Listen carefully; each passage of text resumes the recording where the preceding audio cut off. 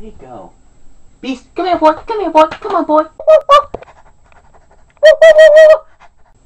Oh, there you are. Who's your good boy, Beast? Who's your good boy? Who's your good boy? Don't bite! Ow!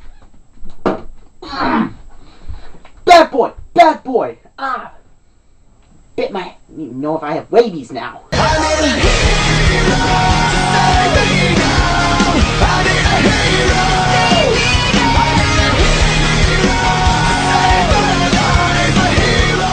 What up, YouTube? Battleboy here with a brand new review. And I figured it's been a couple months since they released Beast, and I thought, why review it when it was released, but review it a couple months afterwards. Yeah, distribution in my area is really bad. But anyway, here is Marvel Universe Beast, and I can easily say that this is a really nice figure. But if you are a fan of the anime, then you will like this figure. But if you don't like the anime, you will not like this figure. That's the one thing that I can say about this figure. I mean, it is a good figure. I mean, it has really nice articulation. It has great detailing. But the problem is that it's specifically designed after the anime. And I don't know if the anime got it from some new comics. I haven't really been following up on the X-Men comics. But anyway, yeah. So, as you can see from the tell from the intro, his face makes him look a lot like a dog. You know, I have the pictures in there. But that is the main problem with the figure. But besides that, it is still a really nice figure. Now, here's just going to fall over. And we'll talk about the packaging, because packaging on him is really nice. I really, really like this picture of Beast right here. The head sculpt here is a lot nice. Well, painting of his head is a lot nice. And the gauntlets with the X are really cool. He does not have the gauntlets with the X on them. He has some weird kind of gauntlets. But anyway, it's just standard Marvel Universe packaging. A really cool picture of the toy. I like how they got this pose. And bio. Beast is more than a big, blue, strong, and furry. He is smart, superiorly smart. His expertise in mutant and human biology are unparalleled. When he's not in the lab or laboratory, he is out in the field with the fellow X-Men, ridding the world of its evil, such as keeping mind and physical prowess, making Beast a formal force on the Academy lecture circuit in the battle. Pretty cool. And Beast is one of my favorite X-Men characters. I just dropped everything on the floor. But yeah, so Beast is perhaps my third favorite X-Men character of all time. And I just really like the figure. Now, I've always viewed Beast as a quite intelligent man, and as we all. So my pose for him is his thinking pose, which is pretty cool. Guys say I really like the articulation on this figure. Now, if I just bring out the camera, which you raise it up, and yeah. So this figure is just a really nice figure, and I just can't stress how nice of a figure it is. The biggest problem is that if you don't like the anime, you're not going to like the figure. If it had a different head sculpt, I think this would be universally loved. Now, since I've been going off about the articulation, I'm going to put it off and talk about his accessory. This tiny little piece of art. Yeah, the new Marvel Universe figures has gotten rid of the figure stands and given us this. This thin piece of collectible art. And I like the figure, and I'm knocking him over a lot in this review. But yeah. Now the big problem with this is that I understand that prices go up, and you're not sacrificing and buying into a gimmick or getting rid of the articulation. You are just making some cuts, and your cut is the stance. Now I understand that. You know, the economy has been going up, and, you know, prices go up. But the including of the collectible art is the biggest fail you guys can do, because, well, we've gotten some trading cards. If you bought the fresh, a lot of the fresh Marvel Universe figures, they had the top secret little folder that had some art in it. And the art was a cool little trading card that had a picture of the character, and on the back had a bio, such as his powers, his sex, his color of his eyes, the color of his hair, how much he weighs, how tall he is, all that stuff. And that was just really, really cool. I mean, that was just so cool to see on a lot of the Marvel Universe figures. So the fact that you're giving us this tiny little piece of collectible art, and it is really nice art, don't get me wrong, it's really nice art, but, you know, you're just not giving us a lot of good stuff, and this is just the big annoyance that I have with the new Marvel Universe figures is this. But otherwise, the figures are just superb. I mean, they're better than some of the ones we've gotten in the past. Now, since I've been going off about the articulation, we'll finally talk about it, because it is really nice. The head is a little restricted, and it's just the way it's sculpted with the hair, but if you look in there, it does have a cut swivel joint that allows it to look up and down just a little bit. If the hair wasn't so long, you could actually look up a little more. But it does rotate left and right, and the way it's connected, he has a slight ball joint-like motion, so it can nod a little. The shoulders are on full rotation joints, and they go outward. No big surprise there, but he does have a bicep swivel. He has a elbow joint. And this is the cool part. His wrists are very interesting. It swivels here, and then has a second joint to allow for him to bend this way. I don't know how I would describe that.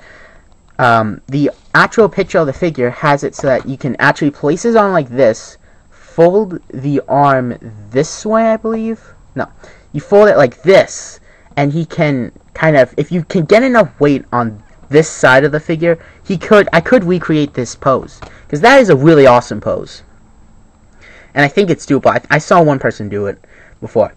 So yeah, he has a ball joint like torso joint, which is very nice. Allows for some ab crunches, some good movement. I would recommend using this in spare only because it breaks up the sculpt and the paint job of the X. And speaking of the X, with the yellow paint on him, it's yellow paint, and white and yellow paint really likes to chip off, so you can see it right here, it's kind of fading. So I would recommend inspecting your figure before you buy him, because that is one of the big things. Now his hips are ball jointed, and the one on mine are really tight, and sometimes if I move them wrong, they do pop off. So I'm not going to do much with them. But he does have a thigh swivel, which does have some silver paint lines, so be careful. And he also has double jointed knees, which they're not super good double jointed, but it's just the way they sculpted this. But yeah. Now the really cool part that really impressed me are the way the legs are done. And you have a swivel motion, so up and down, and then you can rotate them. This is the cool part. They worked in a tilt, so you can have wide-legged stance with your figure. But this is the part that blew me away. His toes, his little toes, are articulated. That is so cool. This is the first Marvel Universe figure that I mean, this is probably the first 3 3/4 inch figure ever made that has this. I'm pretty sure there's like some Kamen Rider Japanese toy out there that does this, because I know the SH Figuarts always have the toe articulation. In fact, they're die cast. But you know, they're not 3 3/4 inch. But I don't know of any other toy line that has a 3 3/4 inch figure with posable toes.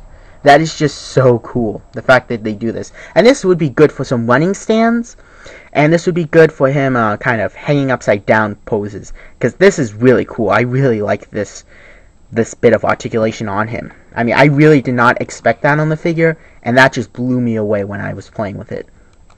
Now, detailing. Detailing is superb on the figure. The gauntlets are a nice metallic gold, and that metallic gold can be seen on the costume in several places, which is pretty nice. I do wish they had the X pattern that was on the card back. The big puffy fur on the legs is sculpted very nice. Some slight paint blotches on mine, but that happens. The back of the figure is painted very well. Nothing really to speak of. The chest has the nice X, and even some zipper and strap designs on it, molded in, which is pretty nice, and I do appreciate the detail on that. It's just the head that really puts off a lot of collectors. And again, you can really see that he does look like a dog. Kind of a short-nosed dog, but a dog nonetheless. And again, if you are a fan of the anime, that won't bother you. I am a fan of the anime. I really liked it, so... And the design does grow on you. There's that. But again, die-hard Beast fans will not like this head sculpt, which is a shame. But, yeah. So that's it for the detailing. Detailing is really nice on the figure. And let's compare him to some of our other X-Men members. Now, here is the Wolverine mold. Now, this one is seen in the X-Men Origins the Uncanny X-Men 4-pack, I believe, that comes with Storm, Thunderbird, Cyclops, and Nightcrawler. So this is the Wolverine, and we've got this mold so many times, so just getting one of these will be suffice. And you can see that he's very tall compared to him. He does use the much more thicker, more bulkier male sculpt, which is pretty nice. And here he is next to the Cyclops figure we got a while ago. I think this was Wave 3 or Wave 4, I'm not sure. I think it was released last year, I do remember that. If you guys want me to, I will review this. If I get enough people to request it, if I get like 2 people to request this, I will review it. But yeah, he is about in scale. I mean, Beast is a tall, muscular character, so he is just about a half a head taller than Cyclops, which is accurate to the scaling, which I do like. And then he just towers over Wolverine because he's a short guy. So yeah, you can compare him to other X-Men members, and he does fit in scale. He fits in scale well with Nightcrawler, Storm, and Rogue. He fits well in scale with Rogue. I should have brought them out, but you know what? I'll do one better. So here is Beast next to some of my other X-Men members on my X-Men shelf. So here he is next to Rogue, Colossus, Storm, Nightcrawler. Here he is next to Thunderbird, Longshot. I will review that pack. Don't worry, I have a schedule. Iceman from the X-Men Origins Wolverine line, and Shadowcats. And he normally sits right here. So yeah, there's a general view right there, and yeah, kind of a fail though behind the Fantastic. They're in front of the Fantastic car, but you get the point. He fits very well with these X-Men figures, and I can really say that. As a man who doesn't have all of the X-Men figures, just having this right here is just amazing. Okay, so I just wound up myself. Anyway, the point of this figure is that we get another X-Men member. And as a huge X-Men fan, watching the cartoons as a kid, well, a smaller kid, I really do appreciate getting this figure. It's just the big problem with the figure, and say it with me, is the head sculpt. So if you can get past the head sculpt, I think this is a phenomenal figure. And for X-Men fans, especially Beast fans, this is a must-have because we get another X-Men to add to our ranks.